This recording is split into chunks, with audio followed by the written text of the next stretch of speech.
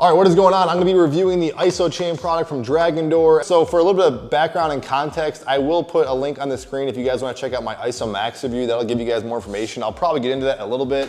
I also did a recent review on these Vulcan straps. If you guys are looking for a low-cost way of getting into Isometrics, and also if you think of picking up an IsoChain, this greatly helps supplement this and turn it into essentially the IsoMax or some of the perks of getting the IsoMax, which is the more expensive model. So I will link everything featured down below in the video if you guys wanna help support me and the channel. One thing I will note is that I did find the IsoChain is cheaper on Amazon, also cheaper with shipping. So that's one of the reasons I actually recommended and thought the IsoChain was a better deal, because I'll get into it more in depth, but I think it's almost the same product, if not more superior. I was kind of torn initially. When I saw the IsoChain and IsoMax, the IsoChain initially did look better to me because of the chains and the platform. Watching Stevie's videos, but No Limit Squad and some other people were saying, well, the IsoMax would be better, so I didn't want to regret that. And I'm not saying they're wrong or I'm right, I'm just saying for the needs that I had, and based on trying the IsoMax, I kind of wish I did initially buy the IsoChain, so that's why I kind of fell back on this thing. Now getting into the unboxing, you guys can see I'm holding two IsoChain bars. You can tell because they're white versus the black console on the compared to the IsoMax. When they sent me the initial IsoChain, I was all excited to get it, but as I opened it up, I'm like, something looks kind of off. The bar looked kind of scuffed up. So I don't know what was going on. So after a closer examination, I'm like, okay, this sucks. I'm gonna call them. I did call them, but they did replace the IsoChain bar right away, came very promptly, so that was really cool and corrected that. But the next thing was the dreaded and notorious battery pack. On the initial first unboxing here, you're gonna see me kind of open up the battery.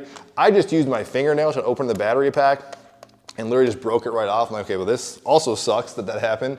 So then very carefully and meticulously, I tried to pry open the battery pack. I'm like, I'm at least gonna try this thing a little bit, see if it works. It does actually functionally still work. And the selling point of why I really wanted this, I'm kind of jumping the gun here, is because it has batteries. In Stevie's video, he said on the new version, IsoMax, the benefit, quote unquote, is that you can use rechargeable battery cells. But those things that Stevie pointed out are gonna fade over time. And I'm like, I don't like that. The fact I'm investing 500 bucks in something that eventually the battery's gonna wear out and what I'm gonna do with this thing. So the battery seemed like the better option in the IsoChain.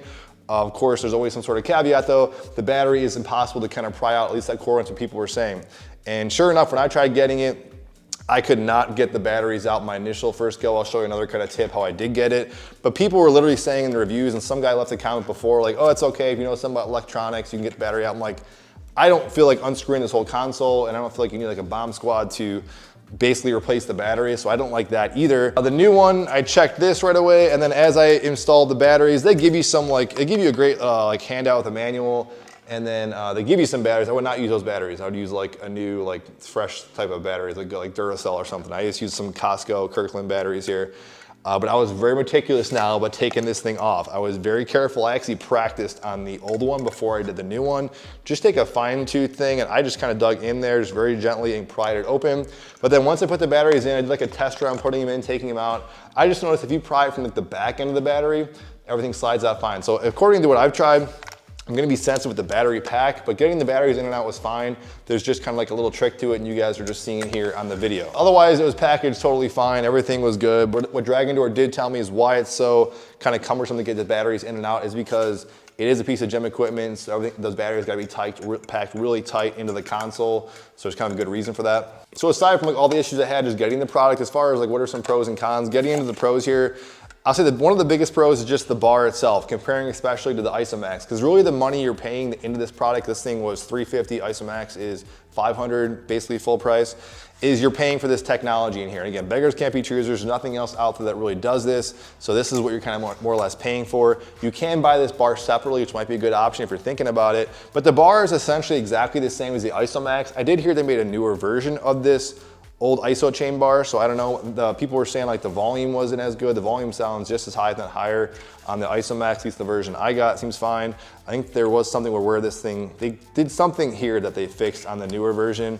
But why I think this is actually a better bar, functions are all the same, is the fact of this battery pack. Like as Stevie alluded to, and I just already said, having the fact that you can replace the batteries to me is huge, increase the longevity of the product. I do not like the idea of having to recharge the batteries, even if it's gonna last a long time, battery cells are gonna degrade, and you're paying a lot of money for this thing, so I want it to last. So the biggest thing for me, which is a huge plus, is the fact that this actually does use batteries and doesn't use rechargeable cells. Now this might be kind of a simple, maybe stupid thing, because you definitely could just add chains and a spring to, say, an IsoMax, or if you're making your own kind of setup, but I just like kind of the old school look of chains. Granted, people are saying they're cumbersome because you have to like count them.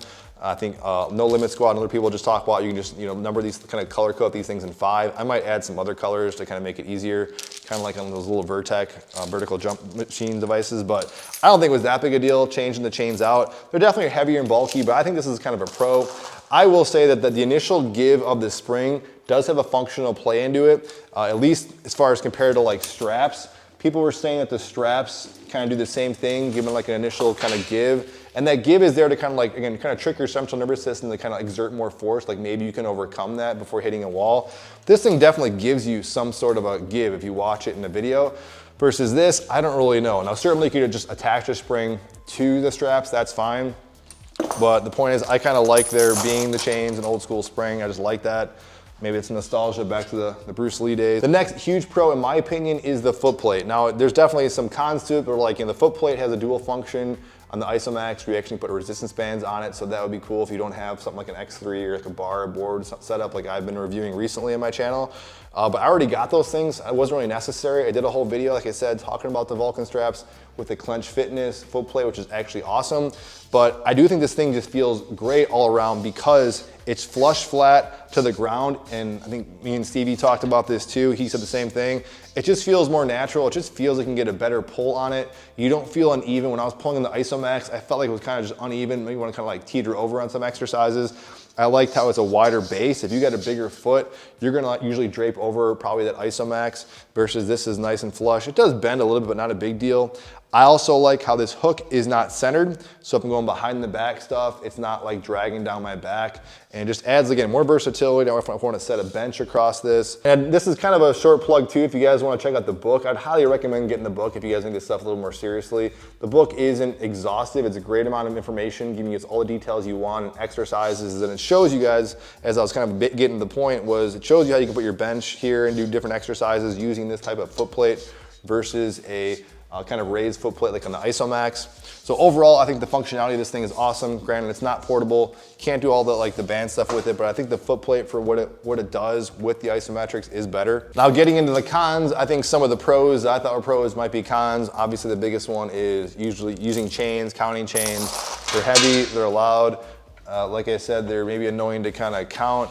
The strap is a lot lighter, more portable. You can count the little numbers here, but if you just go on Amazon and buy a pair of these straps, you can essentially make this portable. Like if I want to go somewhere, I'll just bring this and this. Maybe I pack the spring and pack one of my boards with me, and I'd be good to go. The biggest notorious con that people have been talking about really is just the battery pack. And I don't know if people really talk about the door as much. I think the door is sensitive, but just getting the batteries out. I found that it actually worked out well. I don't know if it's a little trick I did or if it's just my particular unit, but if I trip it out from the back end, it works out fine. So otherwise, that would be the biggest con that I found with the bar.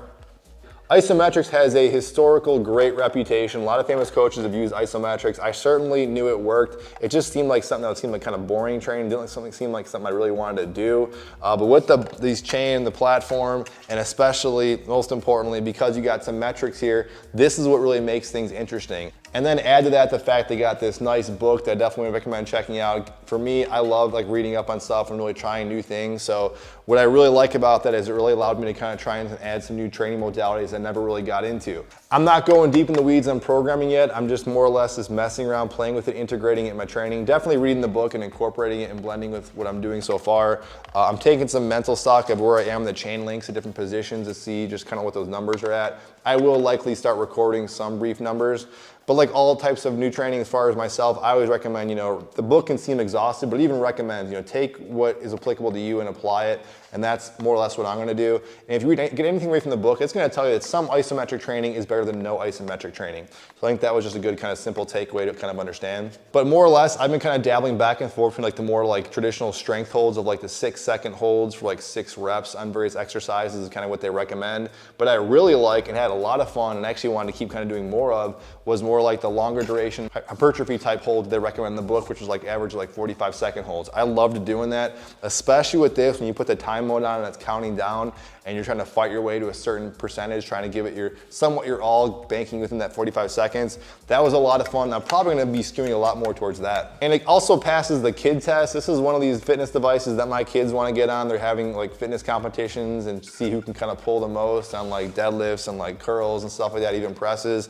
So I think that was pretty cool. That's a good kind of sign. So would I recommend this, and do I think it's kind of worth the cost? I would say right away, I'd recommend it if you think this is at all remotely interesting to you, because like many things that are out there, a lot of things do work and are effective. The bottom line comes down to, is it worth your time incorporating to your own kind of training regimen you have? Does it seem somewhat exciting or interesting? If it doesn't, definitely do not pick this thing up. But if it seems remotely interesting like it did to me, I think it's worth at least kind of giving it a shot. Now I say worth it. Do you want to jump in and do like $350 for this or $499 for the IsoMax? It's still a lot of money, and people were just telling me, and I kind of thought about this too, honestly, just make your own isometric tool, get straps. You can use stuff very simply. You do not need expensive equipment, and that's certainly true, and just like kind of give it your all and just kind of fight through it, and that would be, you know, just basically get the advantages of isometrics without the metrics. Really, yeah, the metrics and the readout is what makes it fun for me. I like seeing those numbers. That to me is kind of what sells it. I'm also not ashamed to admit, I just kind of like the look of this product. It's one of those things, like I say, with a lot of fitness products, if it's kind of inviting and makes me kind of want to use it, then that's always a win for me. There's certainly things you can like jerry rig and make your own thing. Like you can DIY essentially anything, a squat rack and barbells, but it's not going to be as cool as something that looks kind of nice, a little more higher quality depending on whatever specific goals or interests you have. So I'll just say that, yeah, the setup of the IsoChain just looked cooler, and that was a big selling point for me compared to the IsoMax. But that is it, guys. If I have any updates on this or something kind of gets messed up or jacked up on this thing, I'll certainly let you guys know in the comment section or pin it down below. If you guys have any questions or comments, definitely let me know as well. Love to hear those. I'll see you guys on the next video.